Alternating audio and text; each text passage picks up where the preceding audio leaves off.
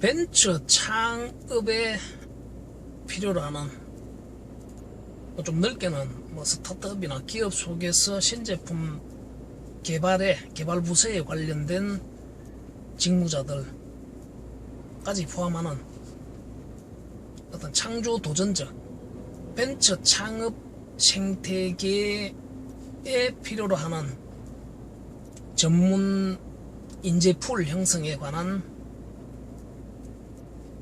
비즈니스 모델을 설명해 보겠습니다. 첫 번째는 이런 창조 도전 벤처 창업의 생태계에 참여하는 이 직무자들은 기존의 일반 직무자들과는 명확하게 차별화되어야 하는 그러한 어떤 그 직무자로서의 가치관, 마인드, 철학, 이념까지, 그리고 어떤 직무하는 태도와 자세들이 분업과 협업에 참여하는 그러한 모든 것들이 차별화되어야 한다.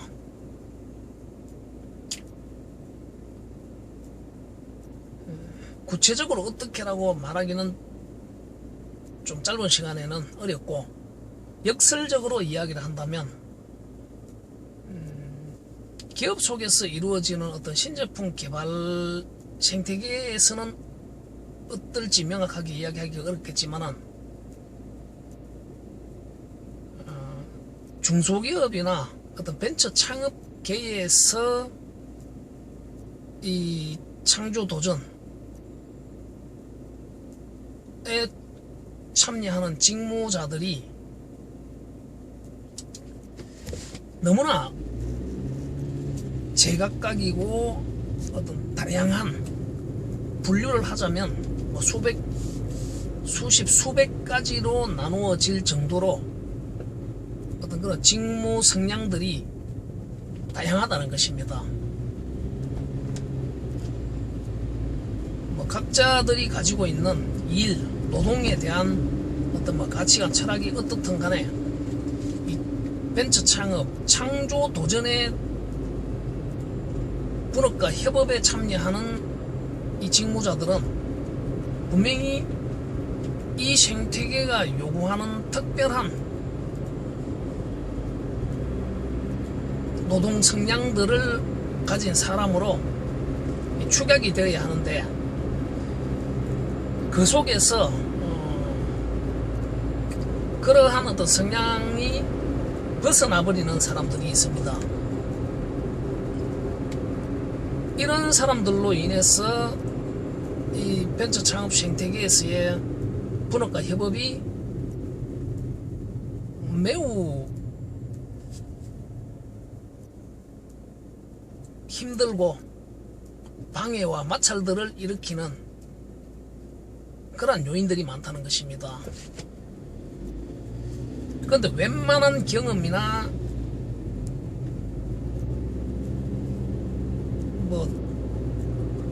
그런 걸로는 파악해내기가 어렵습니다.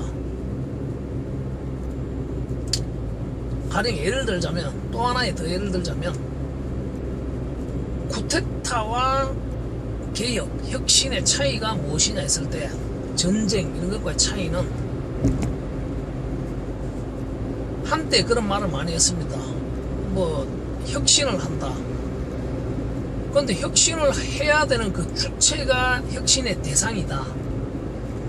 막말로 죽여야 될 사람, 살려야 될 사람 구분을 다 하는 그 과정에 이 혁신이라고 하는 것은 사실 불가능하다는 것입니다. 하지만 전쟁이나 쿠데타 같은 개념에서는 적과 동지가 선명하기 때문에 적은 제거해버리면 되는 거라는 것입니다. 물론 잘못 제거될 경우가 있을 수도 있겠죠.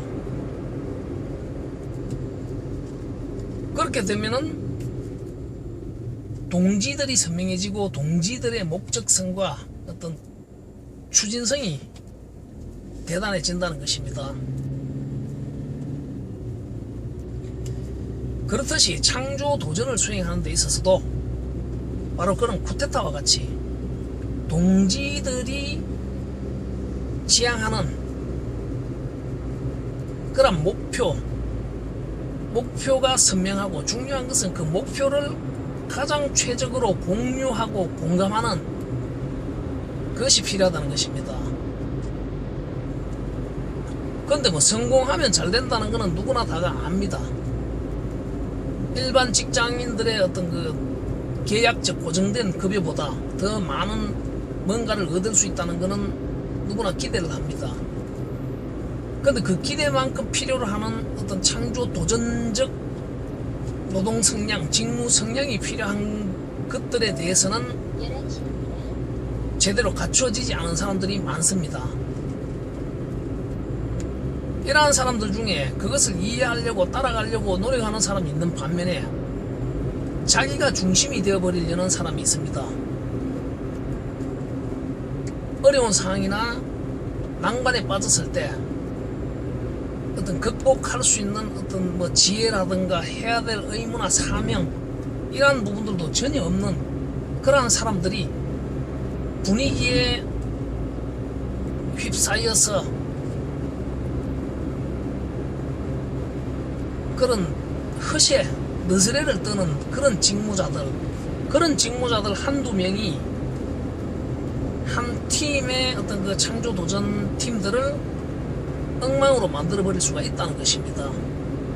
벤처 창업은 물론 중소기업의 어떤 신제품 개발 부서에 있어서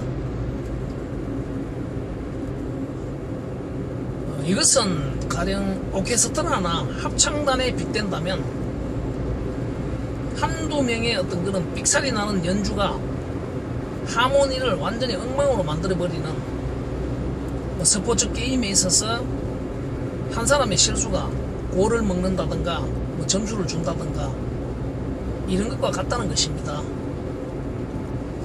그렇게 봤을 때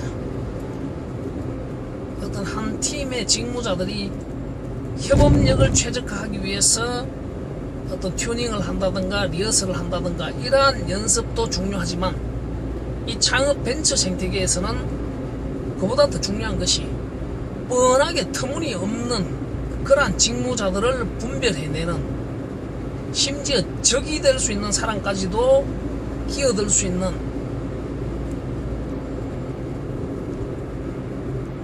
그러한 가능성이 충분하다는 것입니다.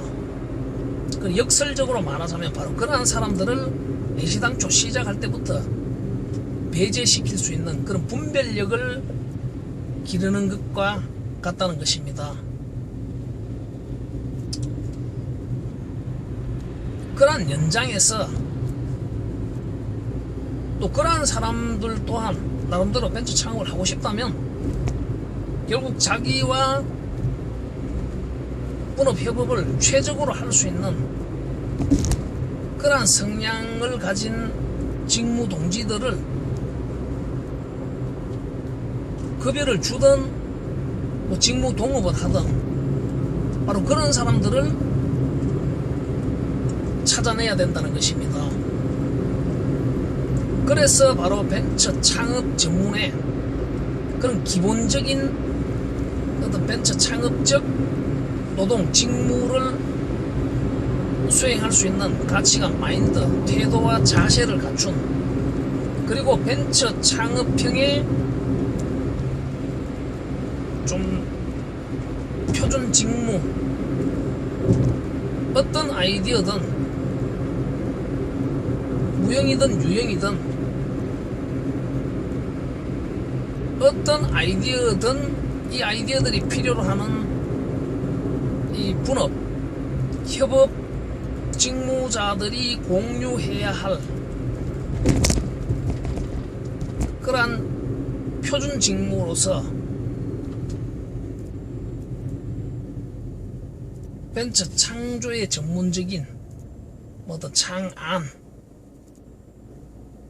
뭐 지적재산에 관련된 어떤 그런 뭐 법적인 직무, 그리고 뭐 실물 대량화든 뭐 무형의 제품들이 뭐 프로그래밍화 된다든가 이러한 대량화 직무, 그리고 물류, 유통, 어떤 시장 개척, 과 같은 이러한 직무들은 세상에 어떤 창한 아이디어들에게 필요로 하는 그런 기본 직무라는 것입니다. 바로 이러한 기본 직무들과 어떤 벤처 창업적 직무 성향들, 그리고 그 다음 마지막으로 어떤 그 제품 분야를 선택한다는 측면에서 기직자, 기존에 이미 어떤 그 제품이나 산업 분야에서 어떤 직무를 개인기를 가지고 있는 사람이나 미직자 없는 사람이나 전부 다가 1차적으로 어떤 이러한 기초교육을 거쳐서 그리고 창조 도전형의 모든 아이디어들이 필요로 하는 10가지 정도의 직무, 대표 직무들을 개인기로 선택하고 그 다음에 제품 분야, 산업 분야의 한 부분을 선택하는, 그리고 이러한 직무자들의 등급을, 직무 능력 등급을 한 3, 4단계로 나누는 그러한 형태의 어떤 벤처 창업 전문의 인재풀을 형성한다는 것입니다. 이 교육은 결국 이 창조 MBA나 MBA는 결국 이러한 창조 도전형 벤처 창업 전문의 직무자들을 대상으로 하는 그러한 인재풀이라는 것입니다. 그렇다면 기존의 인재풀은 어떠한가 했을 때 좀 단편적으로 이야기하자면 기존의 인재풀들은 대부분 이미 성공한 아이디어, 이미 아이디어가 제품화되고 시장 교환력과 어떤 경제 가치력이 어느 정도 만들어진 상태에서 필요로 하는 직무자들 카테고리로 형성이 되어 있다는 것입니다. 그리고 후차적으로 그 사람들 중에 어떤 창의적이고 도전적인 부분에 대한 개인적인 성향을 면접할 때 물어본다든가 이러한 형태다. 그러한 대표적인 어떤 카테고리가 총무, 회계 이러한 메이저 대기업들이 필요로 하는 생산 과 같은 그러한 직무 카테고리로 분류되어 있는 반면에 창조 도전형 벤처 창업적 직무 카테고리는 기존의 짝코리아나 리크루트나 노동부 워크넷이라든가 이런 쪽의 카테고리, 서로 유사한 이런 카테고리와는 완전히 차별화된 창조형 한 개 아이디어가 기업이 되기 위해서 시장력 확보를 하기 위해서 필요로 하는 그 과정에 필요로 하는 직무들로 카테고리가 구성되어져 있는 이러한 차이점이 있다는 것입니다.